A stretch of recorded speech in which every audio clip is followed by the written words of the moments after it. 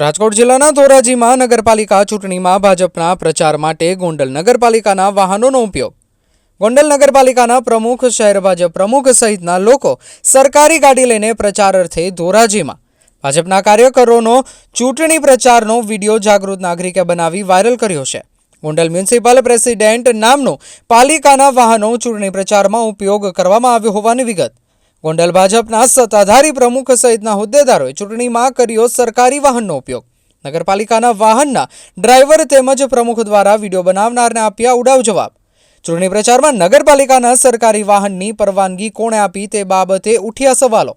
પાલિકા પ્રમુખ સાથે આવેલા ભાજપના લોકોએ કહ્યું કે ચૂંટણી પંચમાં ફરિયાદ કરી દો. ચૂંટણી પ્રચાર પ્રસારમાં સરકારી વાહનનો ઉપયોગ કરનાર સામે કાર્યવાહી થશે કે કેમ તે આવનાર સમયમાં જોવું રહ્યું. રિપોર્ટર જગમાલ સુવા, ધોરાજી.